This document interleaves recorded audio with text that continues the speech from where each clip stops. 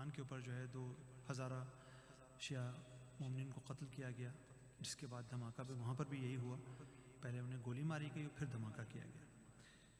یہ جو سلسلہ ہے یہ رکنے کا نام نہیں لے رہا، اور اس کی جو بنیادی وجہ ہے میں تو بڑا کھل کے کہتا ہوں کہ صرف اور صرف اس کے پیچھے پاکستانی فوج ہے، یعنی پاکستان میں جو دہشت گردی ہے اس کے پیچھے وردی ہے۔ یہ نعرہ بالکل صحیح ہے، کیونکہ ابھی آپ کو پتہ ہے کچھ عرصے پہلے خبر آئی تھی کہ پاکستانی فوج جو ہے وہ تحریک طالبان پاکستان سے مذاکرات کر رہی ہے، اور وہ مذاکرات ناکام ہو گئے تو لہٰذا وہ بم دھماکے شروع ہو گئے۔ بھائی اگر پاکستان آرمی کے اور آپ کے اختلافات ہیں تو آپ پاکستان آرمی کے جوانوں کو ماریں جا کے، جی ایچ کیو پہ حملہ کریں، شیعوں کو کیوں مارتے ہیں بھائی؟ ہمارا کیا قصور ہے؟ نہ ہم نے آپ کو بنایا، پاکستان آرمی نے آپ کو بنایا تھا، انہوں نے آپ کی تربیت دی، انہوں نے آپ کو پیسہ دیا، انہوں نے آپ کو ٹرین کیا، جائیں ماریں ان کو جا کے۔ شیعہ قوم کا کیا قصور ہے؟ ہمارے بچے کیوں شہید ہو رہے ہیں؟ اور یہ سلسلہ رکنے کا نام ہی نہیں لے رہا۔ نہیں، ایک دن میں آپ کے 70 80 جنازے اٹھیں، اور کہاں سے اٹھیں؟ مسجد سے اٹھیں۔ کہ آپ کہیں مطلب جنگ کرنے جا رہے ہیں، کہیں آپ لڑنے کے لیے کسی کو جا رہے ہیں، تو آپ کہیں کہ بھئی آپ لڑنے کے لیے نکلے تھے اس لیے مارے گئے۔ بھائی نماز پڑھنے مسجد میں بھی اگر محفوظ نہیں ہے، اس لیے بنایا تھا پاکستان۔ وہ صحیح بات ہے کہ تمام بنانے والے جو تھے شیعہ تھے، سب کو پتہ ہے یہ بات، قائد اعظم سے لے کر راجہ صاحب محمود آباد تک، اس کی سزا مل رہی ہے ہم کو۔ لوگ صحیح کہہ رہے ہیں کہ چلو ہندوستان میں اگر مسلمانوں کو مارا جا رہا ہے تو ہندو مار رہے ہیں نا۔ آپ تو کلمہ گو ہیں، آپ تو لا الہ الا اللہ محمد رسول اللہ پڑھ کے نعرہ تکبیر لگا کے آپ مارتے ہیں بے گناہوں کو۔ اور سرپرستی کون کرتا ہے؟ پاکستانی فوج کرتی ہے۔ احسان اللہ احسان کو کون بھگاتا ہے؟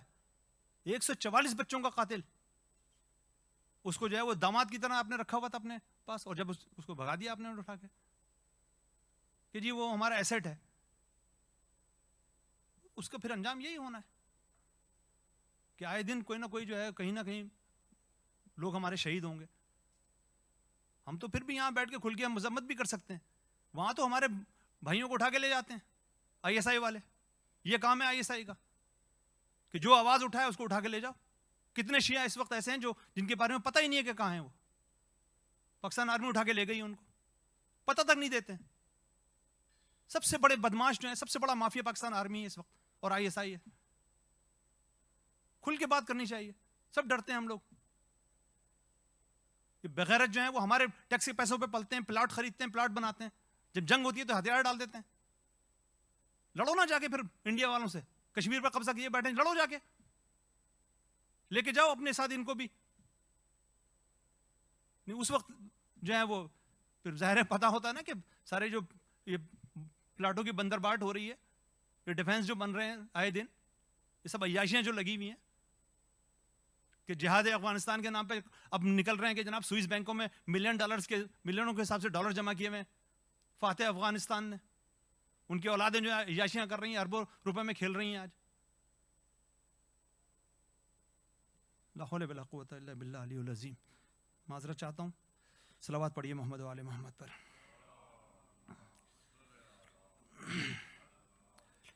آج کے دن کی مناسبت سے پہلے چند اشعار حضرت جناب زینب سلام اللہ علیہ کی نظر۔ بسم اللہ الرحمن الرحیم، صلوات پڑھیے محمد و آل محمد پر۔ صلی علی محمد و آل محمد۔ شیر دل بنت فاطمہ زینب، شیر دل بنت فاطمہ زینب، قوت قلب مرتضیٰ زینب، فاتح جنگ کربلا زینب، ناصر سبط مصطفیٰ زینب، قلب شبر کی باعث تسکین، قلب شبر کی باعث تسکین، عزم شبیر کی جلا زینب، پرچم حق بلند ہے تجھ سے، پرچم حق بلند ہے تجھ سے، دین دنیا پہ چھا گیا زینب، کیوں نہ رہتی شریک کار حسین، تو محمد کی ہے دعا زینب، تو محافظ رہی امامت کی، تو محافظ رہی امامت کی، تیرا بھائی نہ جب رہا زینب، شیر دل بنت فاطمہ زینب، قوت قلب مرتضیٰ زینب۔ صلوات پڑھیے محمد و آل محمد پہ۔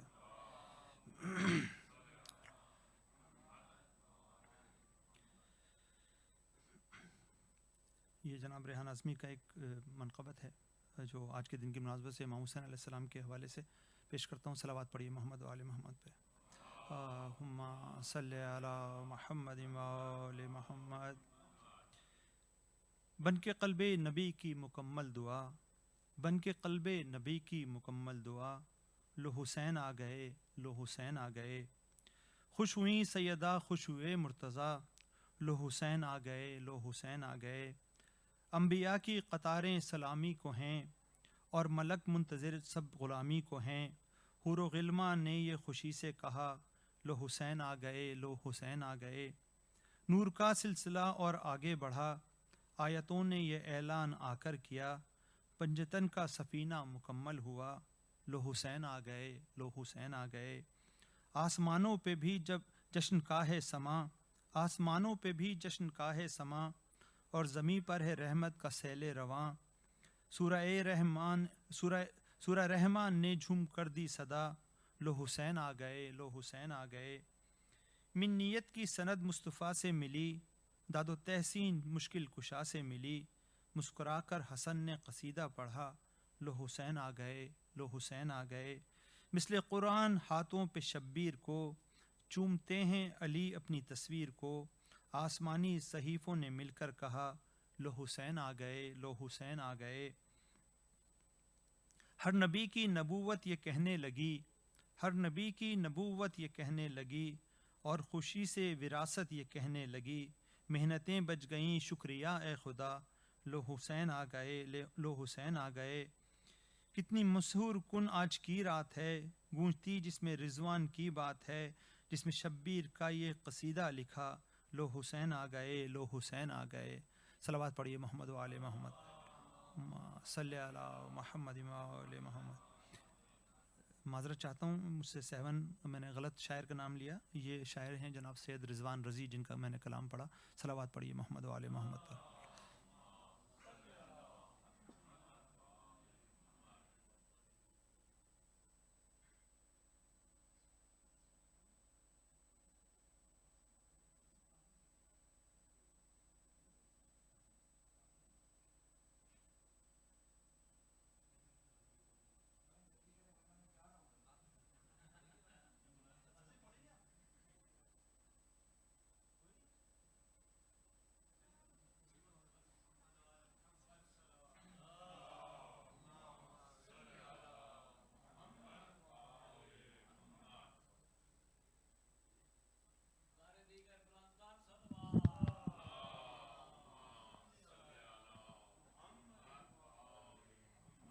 کرتے ہوں اگلے اس کا 15 شعبان کی محفل کا اتوار کا۔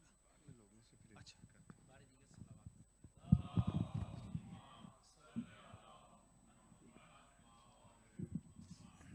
اعوذ باللہ من الشیطان الرجیم، بسم اللہ الرحمن الرحیم، الحمد للہ الذی لا یبلغ مدحتہ القائلون، ولا یؤسی نعما العادون، ولا یؤدی حقہ المجتہدون، الذي ليس لصفته حد معدود، ولا نعت موجود، ولا أجل ممدود، الذي فطر الخلائق بقدرته ونشر الرياح برحمته، ثم الصلاة والسلام على أشرف الأنبياء والمرسلين أبو القاسم مصطفى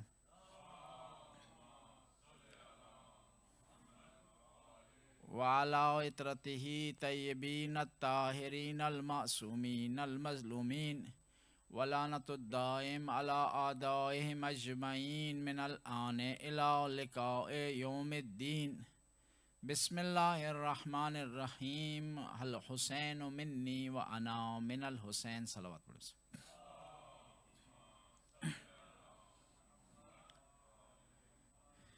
آج کے دن کی متعدد مناسبتیں ہیں، کوشش کریں کہ تھوڑا تھوڑا تمام مناسبتوں سے متعلق بات چیت کریں، اور پشاور میں جو واقعہ ہوا ہے افسوسناک، اس سے متعلق بھی مختصر بات کی جائے۔ آپ تمام مومنین و مومنات سے درخواست ہے کہ شہداء پشاور کے لیے ایک دفعہ سورہ فاتحہ کی تلاوت فرمائیں۔ بسم اللہ الرحمن الرحیم، الحمدللہ رب العالمین، الرحمن الرحیم، مالک یوم الدین، إياك نعبد وإياك نستعين اهدنا الصراط المستقيم صراط الذين أنعمت عليهم غير المغضوب عليهم ولا الضالين. بسم الله الرحمن الرحيم. قل هو الله أحد الله الصمد لم يلد ولم يولد ولم يكن له كفوا أحد. اللهم صل على محمد وعلى. پیغمبر گرامی کا ارشاد ہوتا ہے کہ حسین مجھ سے ہے اور میں حسین سے ہوں. خداوند تعالیٰ نے انسان کے لیے، انسان کی ہدایت کے لیے شریعت بھیجی،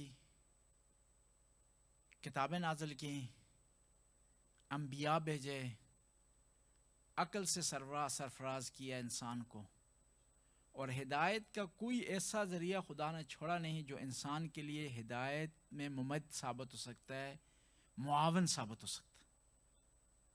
اور ان ہدایت کے ذریعوں میں سے ایک ذریعہ رول ماڈل بھیجنا،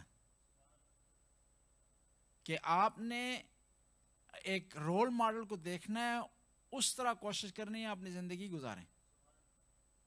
اور یہ پوری تاریخ میں رول ماڈل رہے ہیں ہمارے پاس، اور پھر ان رول ماڈل کو معصوم بنا کر بھیجا، وحی سے نوازا، علم غیب دیا، بہترین اخلاق سے سرفراز کیا، تاکہ ان کو دیکھ کر کے لوگ اپنی زندگی میں تبدیلی لائیں اور اپنی لائن سیدھی کریں. دیکھیں، نبی کریم تشریف لائے، نماز کا حکم ہوا، اور جب نیا کوئی حکم آیا، نئی احکام آئے، نئی عبادت کا اعلان ہوا، تو اس کے لیے ایک ایسا لفظ استعمال کیا جو پہلے استعمال ہوتا تھا لیکن اس معنی میں استعمال نہیں ہوتا تھا. مثلا صلاۃ کا لفظ استعمال ہوا نماز کے لیے، اور اس سے پہلے صلاۃ کا لفظ دعا کے لیے استعمال ہوتا تھا صرف، یعنی مخصوص ارکان کے لیے استعمال نہیں ہوتا تھا جس میں قیام ہے، رکوع ہے، سجدہ. اب صلاۃ کا حکم آ گیا، اقیم الصلاۃ، نماز قائم کرو. تو ظاہر ہے ایک نیا معنی تھا اس لفظ کے لیے. تو صحابہ اکرام پیغمبر کی خدمت میں حاضر ہوئے، کہا یا رسول اللہ، یہ جو حکم آیا ہے اقیم الصلاۃ، یہ صلاۃ ہے کیا؟ ظاہر ہے سے دعا تو مراد نہیں. جس طرح سوم کا لفظ ہے، سوم کا لفظ پہلے اور معنی میں استعمال ہوتا تھا، یہ کہ صبح سے لے کر شام تک آپ کچھ نہ کھائیں، بعض چیزوں سے پرہیز کریں، بعض کاموں سے ایوائڈ کریں. سوم کا لفظ اس معنی میں استعمال، ورنہ سوم کا معنی اس سے پہلے جو لفظ استعمال ہوتا رکنے کے لیے استعمال ہوتا تھا. یا حج کا لفظ جو استعمال ہوتا تھا قصد کے لیے، ارادے کے لیے، اب ایک خاص ارکان میں استعمال ہو گئے، جس میں طواف بھی ہے، جس میں نماز طواف بھی ہے، جس میں عرفات میں ٹھہرنا ہے، مینا میں ٹھہرنا ہے، قربانی کرنی ہے، آپ نے بال آپ نے کٹوانے ہیں، آپ نے جو ہے وہ سائی کرنی ہے. سارے ارکان کا مجموعہ کیا ہے؟ حج کہلاتا ہے. لیکن پہلے اس سے پہلے کہ حج کا حکم آئے اور حج نافذ ہو، یہ حج کا لفظ کسی اور معنی میں استعمال ہوتا ہے. ظاہر اب نیا معنی ایک لفظ کے لیے چنا جا رہا ہے، تو اس کے لیے ضروری ہے کہ کوئی آدمی پریکٹیکل کر کے دکھائے، کوئی آدمی نمونہ ہونا چاہیے، کوئی آدمی ماڈل ہونا چاہیے.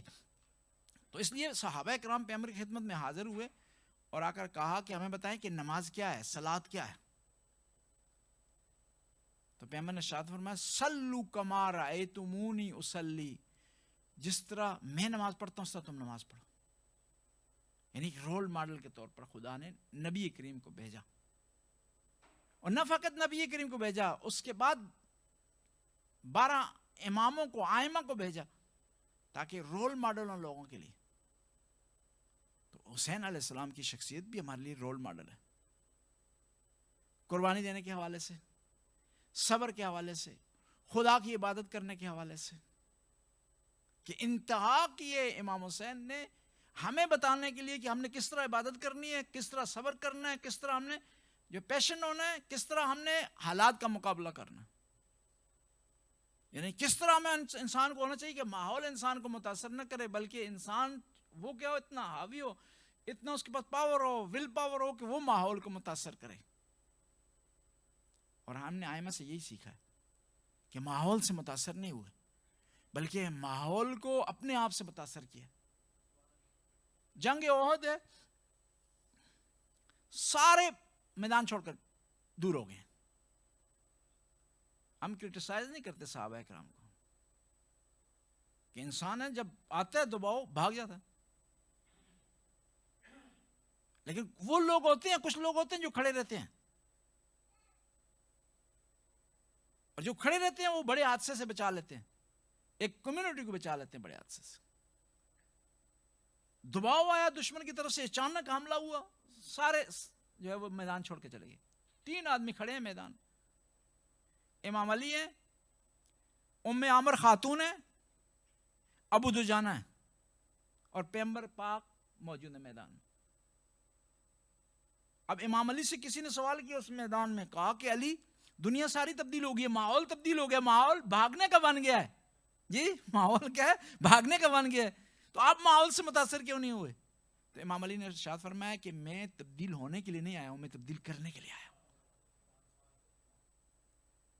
یعنی وہ مومن ہوتا ہے, المومن کالجبل الراسخ لا تحرکہ العواصف, کہ مومن ایک مستقل ڈٹے ہوئے پہاڑ کی طرح ہوتا ہے, اسے طوفان نہیں ہٹا سکتے, ہلا نہیں سکتے. کہا المومن اشد من زبر الحدید, کہ مومن جو ہے وہ لوہے سے بھی زیادہ سخت ہے. کیوں؟ وَإِذَا دُخِلَ فِي النَّارِ لانا, لوہے کو جب آگ میں داخل کیا جاتا ہے تو وہ پگھل جاتا ہے, لیکن مومن قتل ثم انشر, وہ قتل بھی کیا جائے پھر دوبارہ اٹھایا جائے تو اس کی زبان سے پھر بھی لبیک یا حسین ہوتا ہے. اور پوری تاریخ میں شیعوں نے یہ ثابت کیا ہے, شیعہ نے امیر المومنین کی. کہ پوری تاریخ اٹھا کر دیکھیں نا, پشاور کا ایک واقعہ نہیں ہے یہ ایک ہسٹری ہے, اس کا تسلسل آگے چل رہا ہے دونوں طرف سے. وہ یزیدیت سے دستبردار نہیں ہو رہے جی وہ بھی ڈیٹ ہے جی, یزیدیت سے دستبردار نہیں ہو رہے, حسینیت سے دستبردار نہیں ہو رہے, وہ بھی اپنا کام نہیں چھوڑ رہا, شیعہ نے علی بھی اپنا کام نہیں چھوڑ رہا. یہ گجر سالدار کی مسجد میں واقع ہوا. آگے جمعہ آ رہا ہے نا, آپ دیکھیں گے اگر اور کوئی قوم ہو نا تو اس جمعے کی نماز میں کمی آ جائے, کمی نہیں آئے گی. بلکہ کیا ہے, 2 جمعے پشاور میں اور ہوتے ہیں, 3 جمعے ہوتے ہیں پشاور میں. ایک مدرسے میں ہوتا ہے شہید عارف حسینی مدرسے میں, ایک ہوتا ہے حیات آباد میں, اور ایک جمعہ یہاں کچھ سالدار میں ہوتا تھا. اس سے پہلے پشاور یونیورسٹی میں بھی ہوتا تھا, اب میرے خیال میں وہ کینسل ہو گیا, حیات آباد میں ہے صرف. اب وہ دوسرے 2 جمعوں کی تعداد کم ہو جائے گی, اس میں اضافہ ہو جائے گا. کیوں؟ کہ المومن کالجبل الراسخ لا تحرکہ العواصف, کہ مومن ڈٹے ہوئے پہاڑ کی طرح ہے, اسے آندیاں نہیں اکھیڑ سکتی ہیں, اسے طوفان اپنی جگہ سے نہیں ہلا سکتے. اور یہ کہاں سے سیکھا ہے, یہ سیرت کہاں سے ملی ہے, یہ رول ماڈل کہاں سے ملا ہے شیعہ نے حیدر کرار کو؟ یہ ملا ہے کربلا سے. چاہے وہ ملک کی طرح ہوں شیعہ ڈٹ جاتے ہیں, چاہے وہ انڈیویجولی ہوں ڈٹ جاتے ہیں, چاہے کہیں کمیونٹی رہ رہی ہو تو ڈٹ جاتی ہے. کوئٹہ کے مومنین کا تقریباً کم از کم جو مجھے یاد ہے 20 سال سے معاصرے میں ہیں کوئٹہ کے مومنین, کہ وہ اپنے ایریے سے باہر نہیں آ سکتے. آتے ہیں تو پھر بھی تلاشی ان کی ہوتی ہے, جب جاتے ہیں تو تلاشی ہوتی ہے ان کی. سختی کی زندگی گزار رہے ہیں, لیکن اس میں کوئی پیچھے نہیں ہٹا. پارسنار کے مومنین فرنٹ لائن پہ ہیں. اور ایک زمانے میں جس طرح اب حیدر بھائی بتا رہے تھے کہ پاکستان کی ایجنسیوں نے فیصلہ کیا تھا کہ افغانستان کی عبوری حکومت پارسنار میں قائم کی جائے, شیعوں کو یہاں سے کیا کیا جائے, ڈسپلے کیا جائے, ہٹایا جائے یہاں سے, اور یہاں پر گلبدین وزیر اعظم ہو, ربانی صدر ہو, اور یہاں پر اس کی حکومت بنے عبوری, اور پھر یہاں سے ٹرانسفر ہو جائیں ضرورت پڑنے پر افغانستان. نجیب کے زمانہ بڑی کوششیں کی, بڑے حملے کیے, لیکن پارسنار کے مومنین جو ہے ڈٹے رہے اپنی جگہ پر. ان کو ہٹا نہیں سکے, ڈسپلے نہیں کر سکے, ان کو اپنی جگہ سے جو ہے وہ ہلا نہیں سکے دشمن. یہ جو شہادتیں ہیں نا, اس سے شیعہ کمزور نہیں ہوتا, کیونکہ ہر آدمی نے ایک دنیا سے ایک دن جانا ہے. اس سے بڑی سعادت کیا ہے کہ انسان اہل بیت کے نام پر جائے. صلوات من اللہ بس.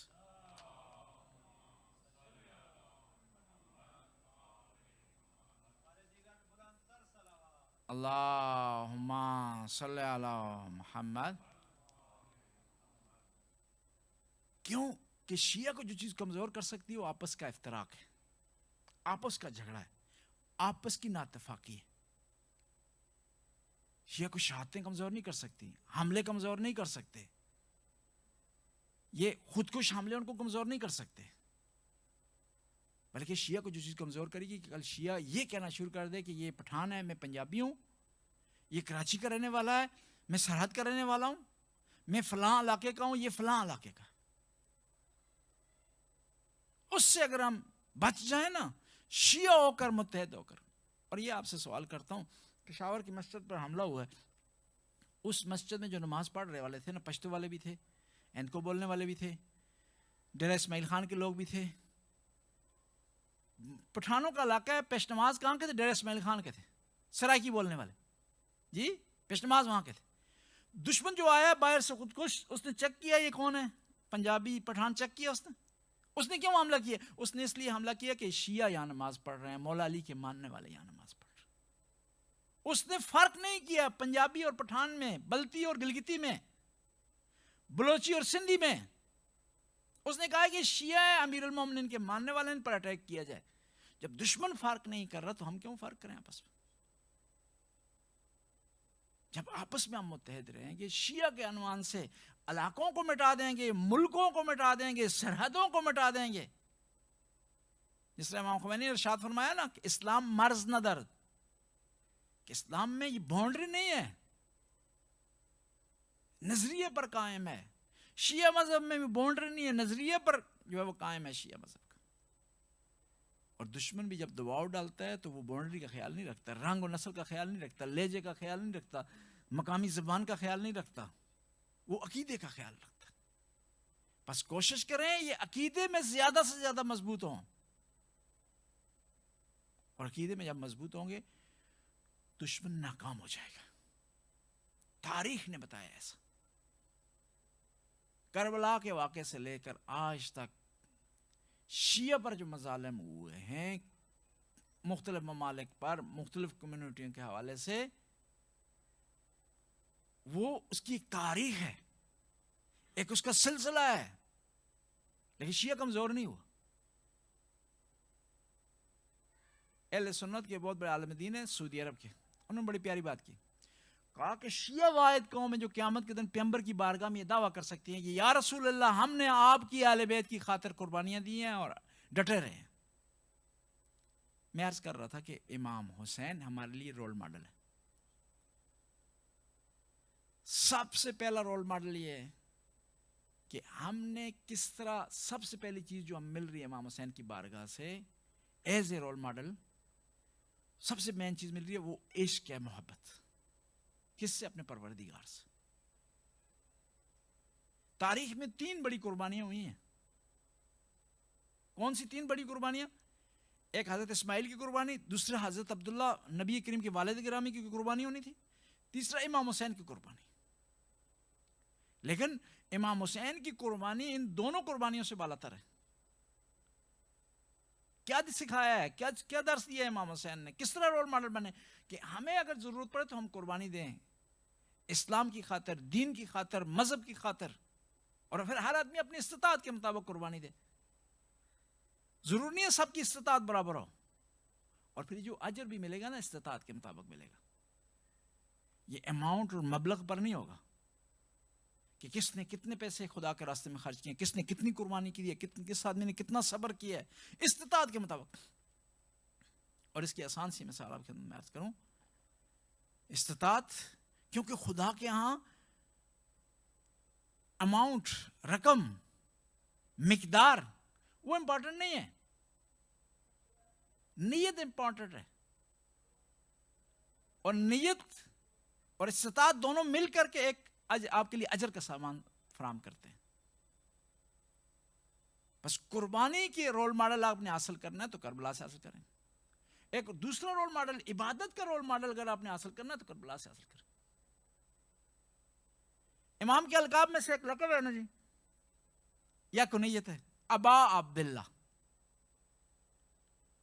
عباس کو لوگ کہتے ہیں کہ امام کا یہ لقب بیٹے کی وجہ سے، جس طرح ابو الحسن ہے کس کا؟ امیر المومنین کا لقب، کنیت ہے امیر المومنین کی. یا ابو القاسم ہے پیغمبر گرامی کے بیٹے کی وجہ سے، یا ابو الفاضل ہے بیٹے کی وجہ سے. لیکن علماء کہتے ہیں یہ ابا عبداللہ کا جو لقب ہے، امام کے کسی بیٹے کا نام عبداللہ نہیں تھا، وہ ضعیف روایت ہے. امام کے 3 بیٹے ہیں جی، علی الاصغر، علی الاکبر، علی الاوسط. عبداللہ نام کا بیٹا نہیں ہے. پھر کیوں لقب کیوں بنا ہے امام کا جو ہے وہ کنیہ ابا عبداللہ؟ اس وجہ سے بنا کہ کیونکہ امام کی عبادت کی وجہ سے. جسے کہتے ہیں نا بابا اردو، جی کہتے ہیں نا، کیونکہ اردو بندگی کا باپ، بندگی کی انتہا. جیسے نا بابا کلام، ابو الکلام، جی ابو الکلام آزاد کا وہ ایک آدمی نے بڑا پیارا جملہ لکھا. میں ان کی تفسیر کا مطالعہ کر رہا تھا تو ایک آدمی نے تفسیر وہاں لکھی. اس نے کہا واقعی یہ آدمی ابو الکلام تھا، کلام کا باپ. یعنی اس طرح نہیں ہے کہ اس کا کوئی بیٹا تھا اس کا نام کلام تھا یا اس کا نام تھا. وہ اتنا زیادہ لکھنے میں ماہر تھا، اچھا لکھاری تھا، اس لیے اسے ابو الکلام کہا جاتا تھا، ابو الکلام آزاد. اس طرح ابا عبداللہ جو کہا گیا امام حسین کو بندگی کے باپ. یعنی اگر کسی نے بندگی سیکھنی ہے، کسی نے عبادت سیکھنی ہے، کسی نے ریاضت سیکھنی ہے، کسی نے خدا کی بارگاہ میں جھکنا سیکھنا ہے تو امام حسین سے سیکھے، ابا عبداللہ. اور یہ بندگی عجیب ہے، یہ بعض اوقات نبوت سے بالاتر ہے. جی ہم تشہد میں پڑھتے ہیں نا عبدہ و رسولہ، پہلے کہتے ہیں عبد پھر رسول کہتے ہیں. ہمارے پیغمبر کی کئی پوسٹ ہیں، رسول ہیں، پیغمبر ہیں، نبی ہیں، سید الانبیاء ہیں، خاتم الانبیاء ہیں. لیکن معراج میں اس کا ذکر ہوا ہے، سید الانبیاء ہونے کا ذکر نہیں کیا، سید المرسلین ہونے کا ذکر نہیں آیا، نبی ہونے کا ذکر نہیں آیا. کیا کہا؟ سبحان الذی اسرا بعبدہ لیلا من المسجد الحرام الی المسجد الاقصی. کس پاک ہے ذات جو کس کو لے گیا؟ اپنے بندے کو. دیکھیں مختلف القاب ہیں پیغمبر کے، مختلف نام ہیں پیغمبر کے، لیکن اس میں معراج کے لیے جو چناؤ ہوا ہے وہ کس کے لیے؟ عبد کا. یعنی معراج پر جانے کے لیے ضروری ہے کہ انسان عبد ہو، بندہ بن جائے، یہ انسان بن جائے. بندہ تب بنے گا کہ حقیقی معنوں میں اطاعت کرے گا. ابو الفضل، جناب ابو الفضل کی بھی ولادت کے ایام ہے. اگر آپ نے صحیح معنوں میں اطاعت سیکھنی ہے نا تو ابو الفضل سے سیکھیں. تسلیم ان میں پائی جاتی تھی. کسی نے سوال کیا ہے معصوم سے کہ سلمان فارسی میں اور دوسرے صحابہ میں کیا فرق ہے؟ کہا ان میں تسلیم پائی جاتی تھی، یعنی مطیع ماذ تھے امیر المومنین کے. کہا وہ کس طرح؟ کہا کہ امیر المومنین کو اپنی ذات پر ترجیح دیا کرتے تھے. جب ہم خدا کے راستے میں نا ترجیح دیں نا، خدا کے راستے کو ترجیح دیں، اس کی عبادت کو ترجیح دیں، اس کے احکام کو ترجیح دیں اپنی ذات پر، تو پھر ہم بندگی کے پہلے سٹیپ کی طرف جا سکتے ہیں. پھر ہم کہہ سکتے ہیں ایاک نعبد و ایاک نستعین، خدایا تیری ہی عبادت کرتے ہیں اور تجھی سے مدد مانگتے ہیں. ایاک نعبد و ایاک نستعین، پھر حقیقی معنی میں ایاک نعبد و ایاک نستعین ہوگا. سبحان الذی اسرا بعبدہ لیلا من المسجد الحرام الی المسجد الاقصی. پاک ہے وہ ذات جو اپنے بندے کو راتوں رات لے گیا، اپنے بندے کو. جس طرح امیر المومنین فرماتے ہیں نا، خدایا میرے فخر کے لیے اتنا کافی ہے کہ تو میرا رب ہے، اور میری عزت کے لیے اتنا کافی ہے کہ میں تیرا بندہ ہوں. اور شیعہ قوم فخر کر سکتی ہے کہ خدا نے اسے علی جیسا امام دیا، حسین جیسا امام دیا، حسن جیسا امام دیا، امام زین العابدین جیسی ہستی عطا فرمائی، امام باقر جیسی ہستی عطا فرمائی. بس میں عرض کر رہا تھا کہ خدا نے دین اور شریعت کو بھیجنے کے ساتھ ساتھ رول ماڈلز کا انتظام کیا. اب کہنے والے آپ سے کہتے ہیں کہ وہی شیعہ ہر محفل میں، ہر مجلس میں اہل بیت کا ہی نام لیتے ہیں. نماز کی بات ہو رہی ہے تو پھر بھی اہل بیت کا نام، جی صحیح. قرآن کی بات ہو رہی ہے پھر بھی اہل بیت کا نام، رمضان ہے پھر بھی اہل بیت کا نام، شاوال ہے پھر بھی اہل بیت کا نام، زیقات ہے پھر بھی اہل بیت کا نام، معراج ہے پھر بھی اہل بیت کا نام، مبعث ہے پھر بھی اہل بیت. جواب یہ ہے کہ اہل بیت کو اگر دین اسلام سے سائڈ کیا جائے، دین اسلام سے سائڈ پر رکھ دیا جائے تو دین میں کچھ بچتا ہی نہیں. آپ پیغمبر کی پہلی دعوت دیکھیں نا، وہاں سے لے کر آخری غدیر تک وہاں تینوں چیزیں ساتھ ساتھ چل رہی ہیں. قرآن، نبی کریم کی پاک ذات اور اہل بیت کی پاک ذات، تینوں چیزیں ساتھ چل رہی.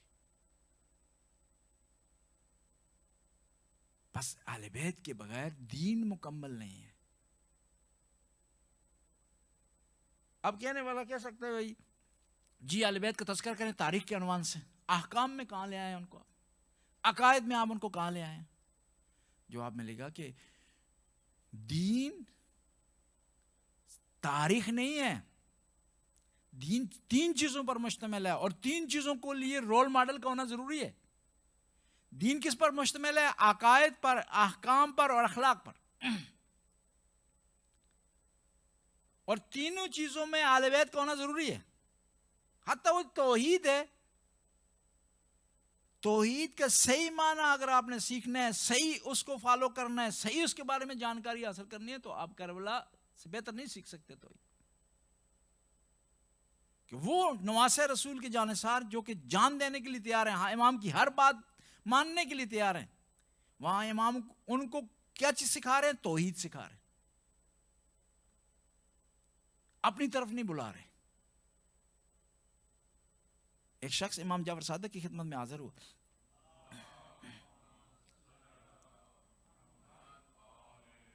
کہا یہ اپنا رسول اللہ، ہمارے سامنے دو قسم کے افراد ہیں.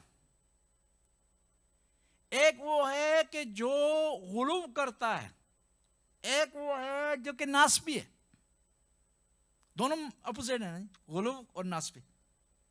یا تھوڑا سا نزدیک ہم لے آئیں، غلو اور مکسر اندر لے آئیں، آپ نے باؤنڈری کے اندر آ جائیں. جی کیوں مقابلے میں ہے نا، غالی اور مکسر مقابلے میں ہے. صحیح جی، غالی اور مکسر آپس میں مقابلے میں ہے، مولوی اور ملنگ آپس میں مقابلے میں ہے، نمازی اور عزادار مقابلے میں ہم لے آئے ہیں. یہ ہم نے آمنا سامنا کروا دیے، دو محاذ بنا دیے. جی اگر کوئی مولوی ہوگا تو ملنگ نہیں ہوگا، مکسر ہوگا تو غالی نہیں ہوگا، نمازی ہوگا تو عزادار نہیں ہوگا. نہیں، ایسا نہیں مسئلہ، دونوں چیزیں اکٹھی ہو سکتی ہیں اگر اس کا صحیح ڈیفینیشن کی جائے، صحیح اس کی تہ تک جایا جائے انسان کو. دونوں چیزیں اکٹھی ہو سکتی ہیں. مولوی بھی ہو سکتا ہے، ملنگ بھی ہو سکتا ہے. مولوی یہ احکام بیان کر رہا ہے، شریعت پر عمل کر رہا ہے، واجبات کو کی پاسداری کرتا ہے، محرمات سے بچتا ہے، لیکن جب عزاداری کا وقت آتا ہے تو عزاداری کے لیے میدان میں اتر جاتا ہے. یہ ملنگ بھی ہے، مولوی بھی ہے. نمازی بھی ہو سکتا ہے، عزادار بھی ہو سکتا ہے. نماز کے وقت نماز کو پڑھے، اس کو فالو کرے، عزاداری کے وقت عزاداری کرے. نہ نماز کی خاطر عزاداری کو چھوڑے، نہ عزاداری کی خاطر نماز کو چھوڑے. میں یہ عرض کر رہا تھا کہ ناسبی اور غالی، امام کی خدمت میں شخص حاضر ہوا، کہا کہ دو آدمی ہیں ہمارے سامنے، ایک ہے غالی اور ایک ہے ناسبی. غالی وہ جو اہل بیت کو خدا سے ملاتا ہے، اسے کہتے ہیں غالی. شرک کرتا ہے، اسے کہتے ہیں غالی. اور بعض اوقات ہم ویسے ہی کسی پر تہمت لگا دیتے ہیں غالی ہونے کی، ایسا نہیں کرنا چاہیے. اور یہ نئی چیز بھی نہیں ہے، تاریخی چیز ہے. یہ ہمارے پاس دو اسکول آف تھاٹ تھے شیعوں کے، قم اور کوفہ. دو اسکول آف تھاٹ ہمارے پاس. کوفہ کے اسکول آف تھاٹ کے مفسرین ہمارے پاس شیعہ صاحب کلبی ہیں، سدی صغیر ہیں، سدی کبیر ہیں. اور قم کے کون سے ہیں؟ شیخ صدوق ہیں. قم کے اسکول آف تھاٹ کے کولینی ہیں. یہ لوگ قم کے. اور قم کا جو اسکول آف تھاٹ سے خوش تھے تھوڑے سے. اور یہ جو قوم والے تھے، کوفے والوں کو غالی کہتے تھے، کوفے والے ان کو مکسر کہتے تھے. حالانکہ نہ یہ غالی ہے نہ وہ مکسر ہے. میں مثال کے ذریعے عرض کروں گا. آپ جو ہے نا مثال سے سمجھانے کے لیے عرض کروں. 20 کا جو ہے لیول ہے اور 100 کا. آپ نے اہل بیت کی محبت میں 20 سے نیچے نہیں آنا. نیچے آ جائیں گے تو آپ کیا ہو جائیں گے؟ ناسبی بن جائیں گے، مکسر بن جائیں گے. 100 سے اوپر چل جائیں گے تو غالی بن جائیں گے. اس کے درمیان جو درجات ہیں نا، نہ کوئی غالی ہے نہ مکسر، دونوں شیعہ ہیں. ہر آدمی اپنی استطاعت کے مطابق اہل بیت سے محبت کر رہا ہے. غلط فہمی کا شکار ہو جاتے ہیں بعض اوقات ہم. اس سے نیچے چلا جائے گا 20 سے کہ اہل بیت کو اپنی طرح سمجھنا شروع کر دے, عام انسان سمجھنا شروع کر دے گا, تو وہ کس زمرے میں آ جائے گا؟ تکثیر اور مقصر ہونے کے زمرے میں آ جائے گا.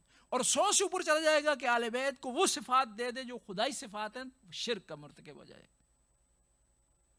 درمیان کے درجات تھوڑے ہو سکتے ہیں, کم ہو سکتے ہیں, 21 درجہ, 20 درجہ, 30, 40, 50.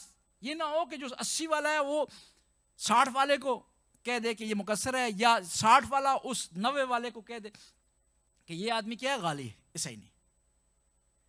امام کی خدمت میں شخص حاضر ہوا اور کہا کہ یا ابن رسول اللہ, 2 قسم کے افراد ہیں ہمارے سامنے.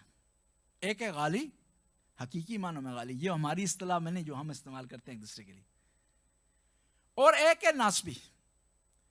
ان میں سے کون سا بہتر ہے؟ امام نے کہا دونوں جہنم میں ہیں. کہا پھر بھی بتائیں کہ ان میں سے کون سا بہتر ہے؟ امام نے فرمایا اس میں سے ناسبی بہتر ہے. اگر موازنہ کی جائے آپس میں, کمپیریٹو اسٹڈی کی جائے, تو کیا ہے؟ ناسبی بہتر ہے. کہا کیوں مولا؟ وہ تو آپ کو برا بھلا کہتا ہے, آپ کو کی توہین کرتا ہے. کہا ہماری توہین کرتا ہے لیکن شرک کا مرتکب تو نہیں ہو رہا. یہ اسے کہتے ہیں سچا امام. ورنہ امام وہ آدمی جو سوال پوچھ رہا تھا نا, امام کا مرید تھا, امام کا چاہنے والا تھا, محب تھا. جو بات امام نے کرنی تھی اس نے فالو کرنا تھا, لیکن کیونکہ امام سچے ہیں, سچی بات بتا رہے ہیں. کہا کہ یہ جو نسب ہونا ہے, ناسبی ہونا ہے, اس میں گنجائش ہے, لیکن شرک کرنے میں گنجائش نہیں. میدان کربلا میں امام حسین نے یہ سچائی ہمیں بتائی, توحید کی طرف بلایا امام نے, شرک سے لوگوں کو دور کیا. ورنہ ذات امام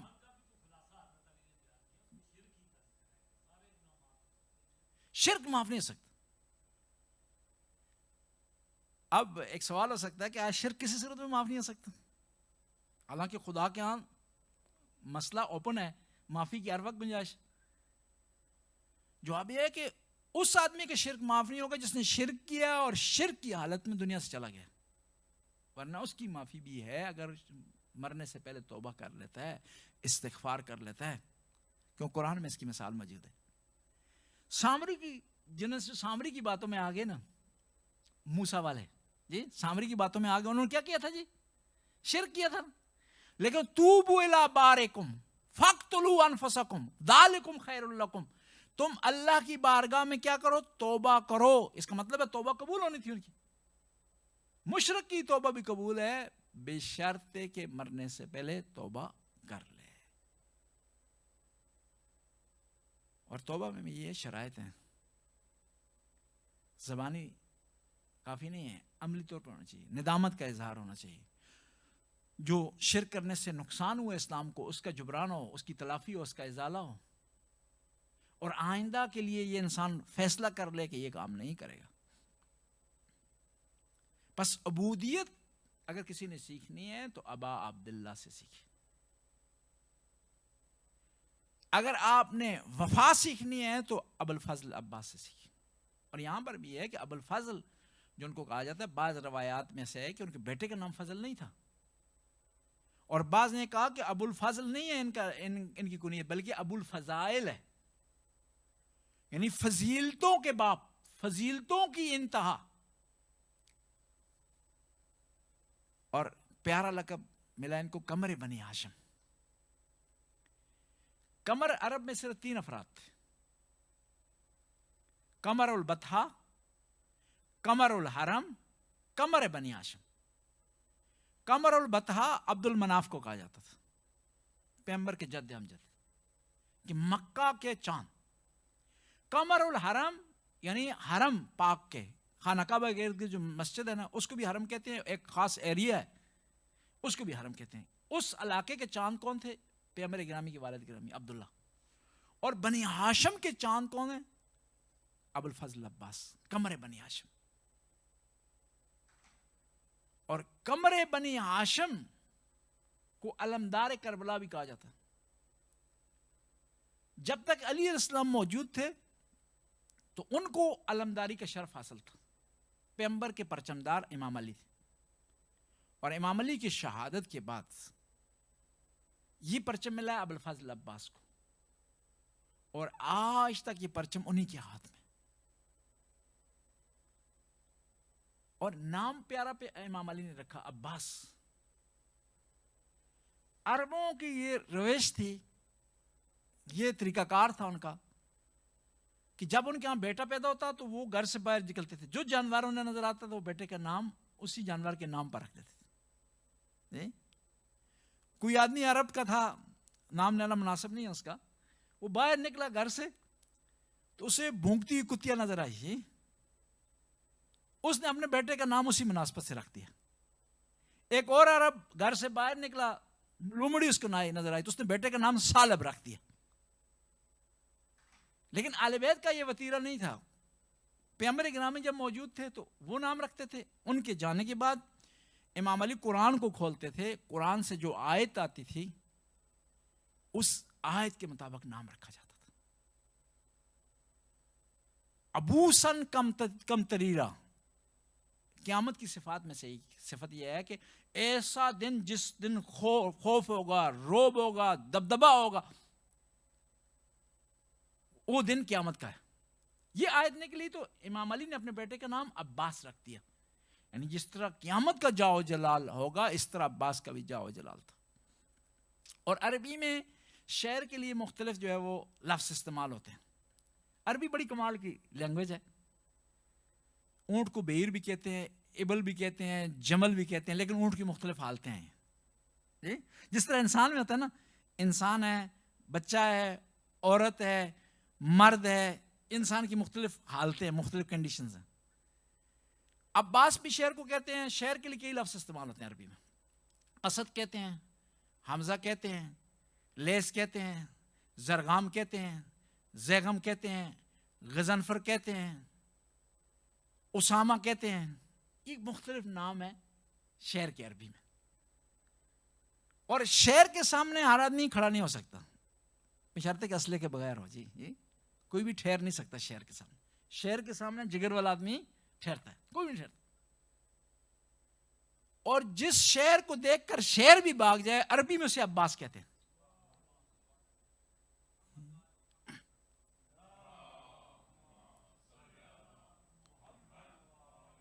اس لیے تو امام حسین نے کربلا میں کہا مولا غازی عباس کی شہادت کے وقت کہ جو آنکھ آج تک تیرے ڈر کی وجہ سے جاگتی رہی ہے اس کے بعد بیگم ہو کر سوئے گی۔ جب تک عباس تھے نا 30,000 کا لشکر سویا نہیں ہے، 30,000 کا لشکر جاگتا رہا ساتھ ہی ساتھ۔ یہ کس کے الفاظ ہیں؟ امام معصوم کے، میرے الفاظ نہیں ہیں۔ اور فرمایا کہ جو آنکھ تیری وجہ سے آج تک بیگم ہو کر سوتی رہی ہے، لم تنم، اس کے بعد نہیں سو سکے گی۔ عباس، یہ عباس کی طاقت تھی۔ اور ایک اور خصوصیت جس سے مشہور ہے عباس، دیکھیں رول ماڈل نے کچھ ہستیاں تاریخ میں نا ایک خاص صفت سے متعلق، مثلا ایوب علیہ السلام کا کیا ہے؟ صبر ہے۔ ابراہیم کیا ہے؟ قربانی ہے۔ اسی طرح ہر انبیاء کے خاصہ، موسیٰ علیہ السلام کا کیا ہے؟ جلال ہے۔ عباس کی جو خصوصیت ہے وہ جس سے مشہور ہے، جس طرح حضرت ہور کس کے حوالے سے؟ توبہ کے حوالے سے۔ جی توبہ کی مثال، بہترین مثال کیا ہے؟ حضرت ہور ہے۔ بخشوانے کے حوالے سے بھی، توبہ قبول ہونے کے حوالے سے بھی، میدان میں آ کر جو ہے وہ معافی مانگنے کے حوالے سے، تمام جو توبہ کے مختلف پہلو ہیں وہ کیا ہے؟ حضرت ہور ہے۔ وفا کے لحاظ سے کیا ہے؟ حضرت عباس۔ دیکھیں، اور پھر بعض اوقات یہ ہوا ہے کہ یہاں ٹکراؤ ہوا ہے عباس کی شجاعت میں، ان کے جاؤ جلال اور ان کے جذبے، ان کی بہادری میں، اور وفا میں، تو وفا کو ترجیح دی انہوں نے۔ دیکھیں 2 محرم کو جب خیمے لگے پانی کے قریب تو دشمن نے کہا خیمے اکھاڑ دیے جائیں، تو حضرت عباس کی بہادری یہ کہہ رہی تھی کہ خیمے نہیں اکھڑنے چاہیے، جاؤ جلال کہہ رہا نہیں اکھڑنے چاہیے، لیکن اس طرف سے آقا کا حکم ہے۔ ٹکراؤ ہو گیا نا بہادری کے درمیان اور وفا کے درمیان، وفا کو ترجیح دی۔ اور پھر امام حسین نے کہا کہ عباس اکھاڑنے دو خیمے، مسافر کا کیا ہے؟ یہاں خیمہ لگا لے یا وہاں خیمہ لے، یہ کہنا تھا، خیمے اکھاڑ دیے۔ اور اسے کہتے ہیں اطاعت۔ جذباتی اطاعت اور ہوتی ہے، نظریاتی اطاعت اور ہوتی ہے. اور یہ کہاں سے سیکھی ہے عباس نے؟ اپنے والد گرامی سے. کہاں سے؟ جنگ خندق سے. دشمن کے سینے پر سوار ہیں، جذبہ، بہادری، طاقت یہ کہہ رہی ہے کہ اس کا سر قلم کر دیا جائے، لیکن یہ کیا ہے؟ شریعت کو مدد رکھتے ہوئے چلنا شروع کر دیا مولا نے. سائڈ پر ہٹ گئے ہمیں بتانے کے لیے کہ ہمارے شیعوں جذباتی نہ ہو، نظریاتی رہو. نظریات سے کام لو، سوچ سمجھ سے کام لو، شریعت کو فالو کرو. ورنہ ہماری مثال اس آدمی جیسی ہو جاتی ہے بعض کا. ایک مومن تھا کسی علاقے کا، کیونکہ علاقے کا نام لیتے ہیں بعض کا، یہ تعصب کی بوا نہیں ہوتی، نام نہیں لیں گے علاقے کا. ایک مومن وہ کھڑا ہو گیا جی، وہ ایک روڈ پر کلاشنکوف لے کر کے. جو کوئی گاڑی آتی جس پر دوسرے مخالفین کے نام لکھے ہوتے، پہلے کے، دوسرے کے، تیسرے کے، اس طرح کے، تو وہ اس کی نمبر پلیٹ اتار کر فائرنگ کرتا. مومن جذباتی مومن کھڑا ہو گیا، آج انتقام لے رہا ہے اہل بیت کا. جی وہ ایک گاڑی آئی، اس پر جو ہے وہ نام لکھے ہوتے، 4 نام لکھے ہوتے. اس نے فائر کیے تو برسٹ جب لگتا ہے، برسٹ پوچھتا تھوڑی ہے کس کس کو نام لگے، کس پر فائر لگے. جی جو لوگ جو بندوقوں سے آشنا ہے، برسٹ ہوتا ہے کہ اس میں جو مسلسل چلتا ہے، وہ جب لگاتے ہیں تو پھر وہ پوچھتا نہیں کہ کہاں لگے کہاں نہ لگے. وہ برسٹ لگا تو ایک امیر المومنین کے نام پر بھی 2-3 فائر لگ گئے کیونکہ 4 نام کٹے تھے. اس نے فائر کیا تو اب وہ دوسرے مومنین نے پکڑ لیا، یہ کیا کیا تم نے، پاگل، مولا کے نام پہ فائر کر دی. کہا اس کو ہم مولا مانتے ہی نہیں جن لوگوں کے ساتھ پھرتا ہے. استغفر اللہ. یعنی بعض اوقات لوگ اتنے جذباتی ہو جاتے ہیں. نہیں، اہل بیت ہمیں وفا سکھا رہے ہیں، نظریہ سکھا رہے ہیں، آئیڈیالوجی سکھا رہے ہیں کہ ہم دشمن کو کبھی موقع نہ دیں کہ ہم پر وار کرے. ہمارے سارے کام جو ہے وہ عقلائی ہونے چاہیے، عقل کو اس میں پہلو ہونا چاہیے، جذبات اس میں نہیں ہونے چاہیے. عباس کی وفا جو ہے ہمیں درس دیتی ہے کہ ہمیں آل بیت کا 100% مطیع ہونا چاہیے. جہاں وہ کہیں رک جاؤ رک جائیں، جہاں وہ کہیں چلو. المتقدم لہم مارک، کہ جو آدمی آپ سے آگے بڑھ جائے گا آل بیت سے، کیا ہے وہ کون خوارج میں کہلائے گا. والمتاخر عنکم ذائق، اور جو آدمی پیچھے رہ جائے گا، ان کے ساتھ نہیں چلے گا، فالو نہیں کرے گا، وہ کیا ہے باطل پر ہوگا. واللازم لہم لاحق، جو آل بیت کے ساتھ ساتھ چلے گا، ان کی مکمل پیروی کرے گا، وہ منزل تک پہنچ جائے گا جو منزل مقصود ہے اسلام کی اور شریعت کی. 9 محرم کو حملہ کیا دشمن، اور خیموں کے پیرے پر کون ہے؟ غازی عباس. آپ لوگ جو کربلا گئے ہیں، خدا ان کی زیارت قبول فرمائے. خیمہ گاہ میں آپ گئے ہوں گے، اور جو جائیں گے دیکھیں گے غازی عباس کا خیمہ فرنٹ پر ہے. کس لیے؟ کہ تاکہ دشمن اس سے آگے نہ جا سکے، امام حسین تک پہنچنے میں سے وقت لگے. وہاں روک دیے دشمن کو اور کہا کہ رک جاؤ، میں اپنے مولا سے آرڈر لے کر آتا ہوں. میں اور آپ ہوتے جذباتی، دشمن کو پہلے پیچھے تک چلتے نا جی، بعد میں دیکھیں گے مولا کیا کہتے ہیں. جی نہیں، ذرا برابر اضافہ نہیں کرنا اپنی طرف سے. اور دشمن کو بھی پتا تھا کہ یہ غازی نے جواب نہیں دینا، ورنہ آتا بھی نہ خیمہ تک. جی مجھے یقین ہے وہ بھی جانتا تھا، عباس کی معرفت رکھتا تھا کہ ہم نے حملہ کرنا ہے تو عباس نے اس وقت تک ڈیفینس نہیں کرنا جب تک امام حسین کی طرف سے آرڈر نہیں ہوگا، اس لیے وہ خیمہ تک آ گیا ہے، ورنہ وہ آتا بھی نہ. آیا مولا کی خدمت. کہا کیا ہوا عباس؟ کہا دشمن خیموں کے قریب آ گیا. کہا جاؤ دشمن سے مہلت مانگ کرو. اور عباس کی جو بہادری ہے نا، شجاعت ہے، اس میں مہلت اس ڈکشنری میں نہیں ہونا چاہیے مہلت. جی. اور پھر ایک آدمی 30,000 کے لشکر نے اس کو گھیرے میں لیا ہو، اس کو پتا اس نے شہید ہو جانا ہے، اس کے لیے مہلت اچھی نہیں ہوتی. مہلت اس کے لیے دردناک ہوتی ہے، اس کے لیے مصیبت ہوتی ہے، اس کے لیے مشکل کھڑی کرتی ہے کہ اگلے لمحے میں کیا ہوگا پتہ نہیں. لیکن کیا ہے، کیونکہ مولا کا آرڈر ہے، مہلت مانگ رہے ہیں.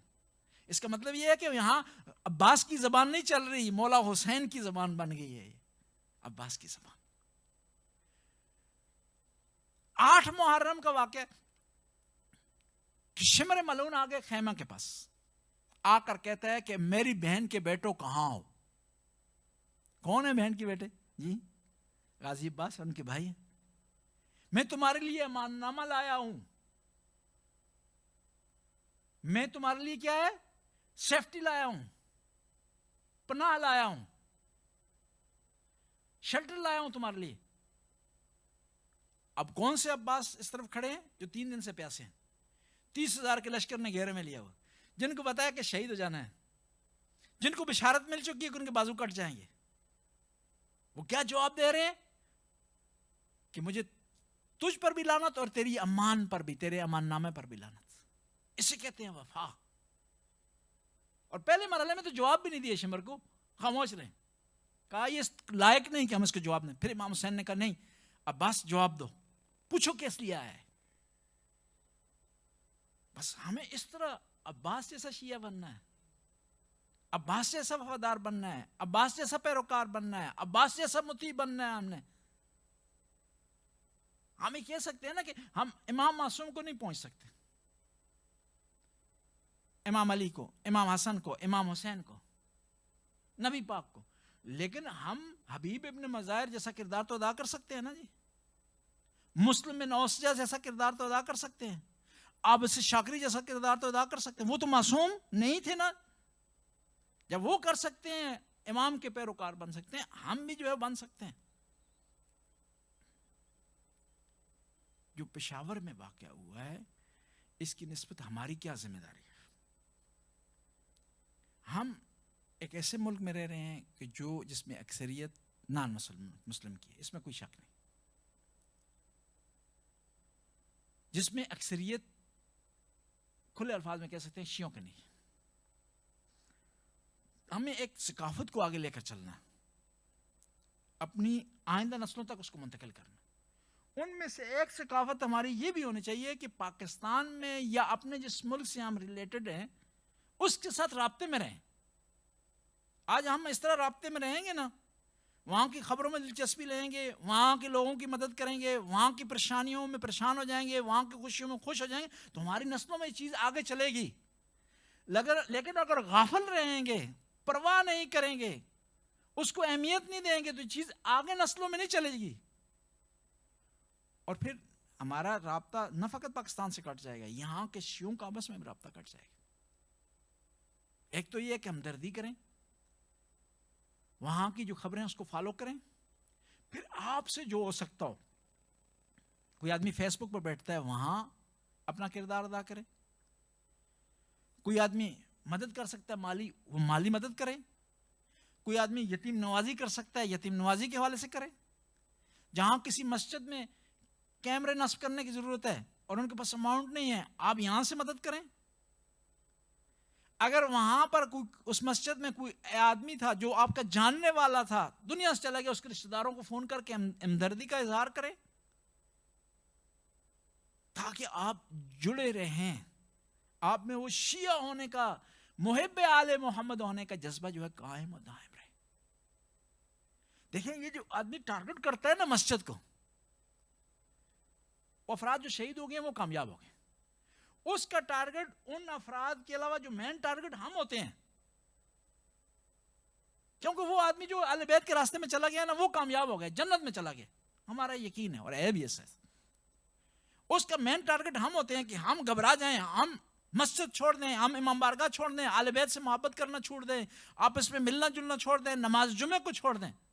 اس کا ٹارگٹ ہم ہوتے ہیں. اور اگر ہم ایسا کر بیٹھتے ہیں، ڈر جاتے ہیں، پریشان ہو جاتے ہیں، مسجدیں جانا چھوڑ دیتے ہیں، غافل ہو جاتے ہیں ایسے معاملات میں، تو وہ کامیاب ہو گئے، وہ خودکش کامیاب ہو گئے، یا اس کے پیچھے جو مائنڈ تھا وہ کامیاب ہو گئے. ہم نے اس کو ناکام کرنا ہے. اس کو ناکام کس طرح کریں گے کہ ہم یہاں پر بھی رہ کر کے مسجدوں میں زیادہ آنا جانا شروع کر دیں، نماز جمعے میں ہماری جو شرکت زیادہ ہو، مسجد کا احترام کریں، مسجد کو فالو کریں. ہمارے پروگراموں میں ایک مسجد بھی ہونی چاہیے.